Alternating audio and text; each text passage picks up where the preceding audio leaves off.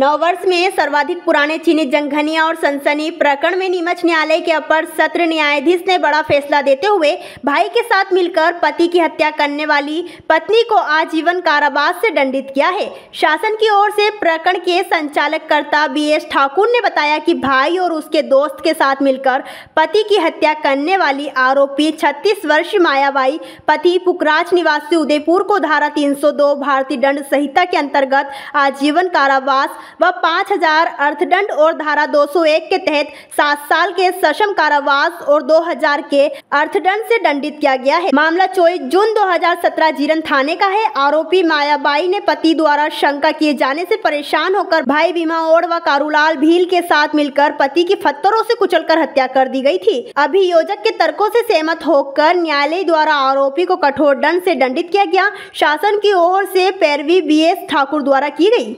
अभी वर्ष 2024 के प्रथम सप्ताह में ही 25 पुराने प्रकरणों की जहां सुनवाई चल रही है। वर्ष 2017-18 से जो मामले लंबित हैं उसमें माननीय विशेष न्यायाधीश महोदय NDPS एक्ट श्रीमान अरविंद जी दरिया साहब द्वारा एक बहुत महत्वपूर्ण फैसला सुनाया गया है, जिसमें जो अभियुक्ता है उसने भाई के साथ मिलकर पति की हत्या कर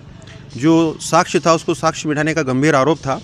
और ये पुराने ओल्ड केसेस में 25 ओल्ड केस जो प्रकरण हमारे माननीय न्यायालय में विचाराधीन है उसके संबंध में था। और मामला ये था कि वर्ष 2017 में 24 से 2017 को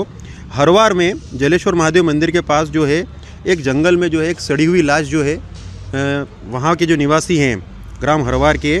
कमलेश जाट को दिखी थी, जिन्होंने पुलिस जीरन को सूचना दी थी कि एक अज्ञात मृतक की लाश जो है यहाँ मिली है। और उसके आधार पर पुलिस ने खोजबीन शुरू करी और जो कड़ी एक से एक जुड़ती चली गई, उस कड़ियों में ये पाया कि जो मृतक था उसका जो नाम था उसकी जो पत्नी मायाबाई, उसका जो साला है भीमा व उसका दोस्त कालू, उन तीनों ने मिलकर जो है उसके पति की जो है वो हत्या को अंजाम दिया था। और उसकी जो पहचान जो है पुखराज ओड़ के रूप में जो है उसकी पहचान जो बाद में हुई। और जीरन पुलिस और अभियोजन ने समस्त कड़ियों को जोड़ा और जोड़कर माननीय न्यायालय में अभियोग पत्र प्रस्तुत किया, जहां उसकी जो पत्नी थी मायाबाई वो फरार हो गई। और फरार होने के पश्चात जो आरोपीगण जो भीमा और उसका जो मित्र है कालू, उनको माननीय न्यायालय द्वारा जो है पूर्व में 17/11/2019 को आजीवन कारावास से दंडित किया था। तत्पश्चात जीरन पुलिस व अन्य टीमों गठित हुई, जिन्होंने जो मृतक पति जिसकी हत्या पत्नी ने करी थी उसको ढूंढा और ढूंढकर उसको माननीय न्यायालय में प्रस्तुत किया। तत्पश्चात माननीय न्यायालय ने समग्र बिंदुओं का अध्ययन कर जितने भी अभियोजन पक्ष के गवाह थे उनका विचारण किया। और जो एक षड्यंत्रपूर्वक तरीके से कि जब वो अपने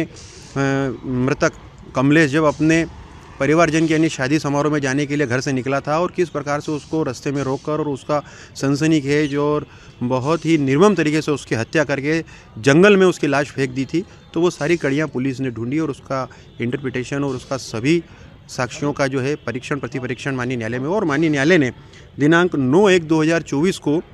आरोपी मायाबाई को आजीवन कारावास से दंडित किया। और जो साक्ष्य IPC की धारा 302 और 201 के अंतर्गत जो साक्ष्य उन्होंने मिटाए उसके संबंध में भी उसको 7 वर्ष की सज़ा और जुर्माने से दंडित किया है। कहीं ना कहीं जो पति था कमलेश, उसको ये आशंका थी कि जो उसकी पत्नी है वो उसके कहीं किसी अन्य व्यक्तियों से भी संबंध है, उसके बारे में भी काफ़ी वो उसको कहता था, समझाता था। परंतु मायाबाई जो आरोपी है, अभियुक्ता है, वह और उसका जो भाई भीमा और उसका जो दोस्त है कालू, उन तीनों ने मिलकर उसकी संपत्ति प्राप्त करने के लिए उसके द्वारा इस प्रकार की जो समझाइश जो परिवार में दी जा रही थी, बार बार उसको समझाया जा रहा था, उससे बचने के लिए और अन्यत्र जिससे उनके संबंध स्थापित हो गए थे उनसे मिलकर सुनियोजित पूर्वक षड्यंत्र पूर्वक तरीके से जो भाई के साथ मिलकर पति का जो है हत्याकांड जो है उन्होंने अंजाम दिया। और माननीय न्यायालय ने भी बहुत ही सूक्ष्मता से और गंभीरता से पूरे जो साक्ष्य अभियोजन द्वारा प्रस्तुत किए गए हैं उनका पूरा अभियोजन के अंतर्गत उन्होंने वो सारी जो परिस्थितिजन्य साक्ष्य जो सर्कमस्टांसेस एविडेंस आए थे अभियोजन पक्ष ने रखे। और माननीय न्यायालय ने जो है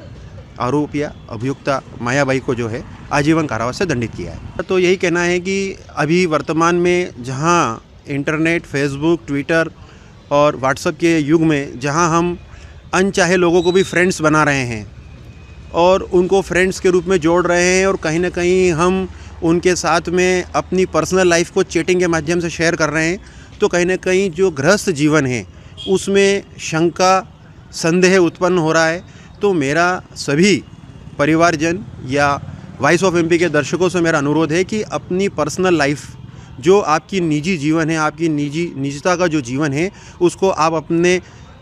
ऐसे मित्रों के साथ शेयर न करें जो आपसे फेसबुक फ्रेंड्स के माध्यम से जुड़ रहे हैं। अपनी गोपनीयता को भंग न करें। कहीं न कहीं इस प्रकार की सूचनाएं आपके लिए घातक सिद्ध हो सकती है। संदेह एक ऐसा शक, एक ऐसा जो है, मैं कहूँगा कि एक ऐसी बीमारी है, यदि अगर एक व्यक्ति को अगर वो हो जाए तो कहीं ना कहीं परिवार विखंडित हो जाता है और ऐसी घटनाएं हो जाती है। नीमच से आसिफ अली की रिपोर्ट।